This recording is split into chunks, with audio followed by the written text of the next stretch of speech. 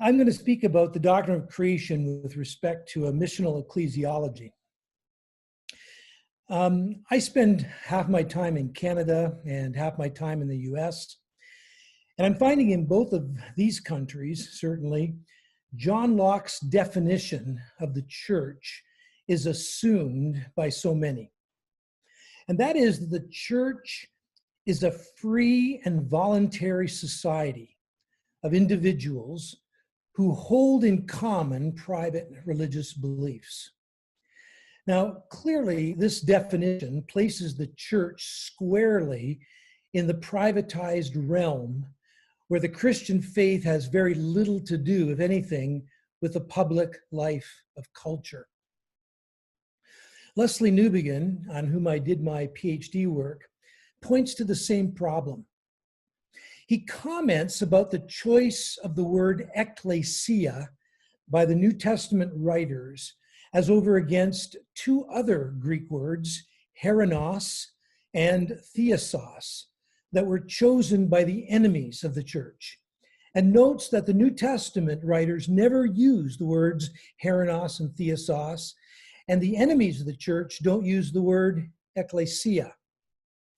Ecclesia, says Newbegin, is the representative public assembly of the new humanity called out by Christ.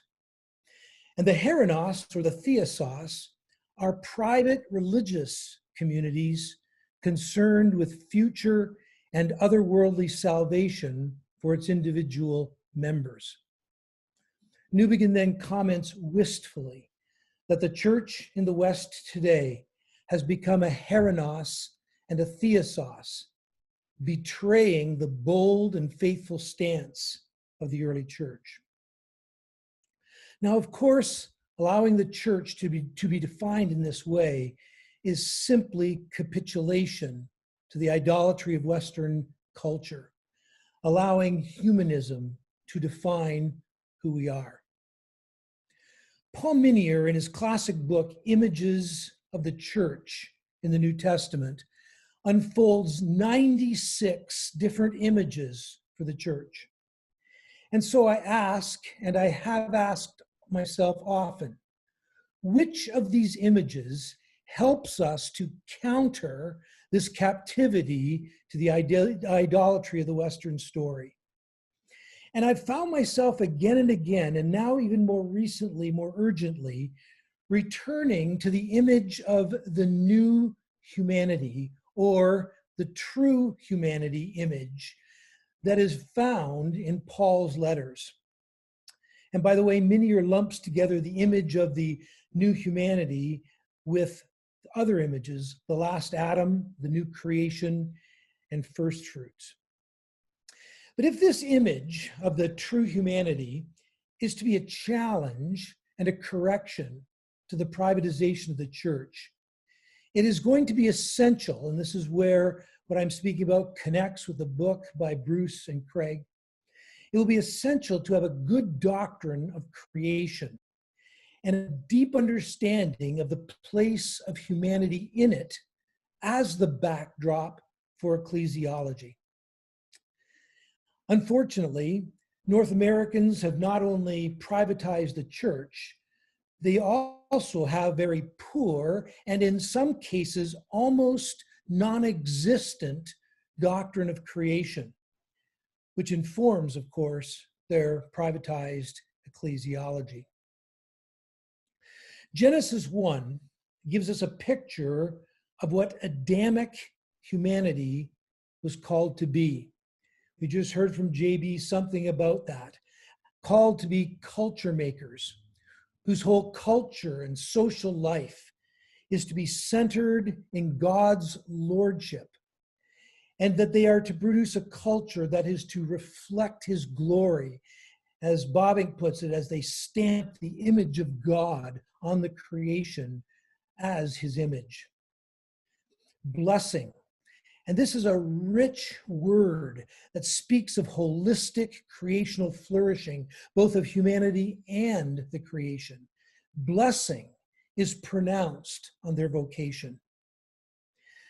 But in the fall, Adamic humanity fails in their vocation to be what they're called to be, and curse replaces blessing. God's response in the rest of the biblical story is to reform or to form a new or true humanity, starting with Abraham, to restore creational blessing. This true humanity is to take up the vocation of the Adamic humanity all over again. Tom Wright refers to the Abrahamic covenant in this way. Israel's covenant vocation caused her to think of herself as the Creator's true humanity. If Abraham and his family are understood as the Creator's true humanity, if Abraham and his family are understood as the Creator's means of dealing with the sin of Adam, and hence with the evil of the world, Israel herself becomes the true Adamic humanity. Abraham and his progeny inherit the role of Adam and Eve. The Old Testament is a story of God's work to form this true humanity. And of course, their subsequent failure, because so much of the Adamic humanity is in them. They capitulate to the cultural idolatry of the nations. Jesus gathers and forms the nucleus of this new humanity through his death and resurrection and by his Spirit, and gives them the heart of the new humanity, and then sends them to embody different cultural expressions of that true humanity in every culture of the world. The mission of the church then is to be this new or true humanity in a particular cultural context and for the sake of the world.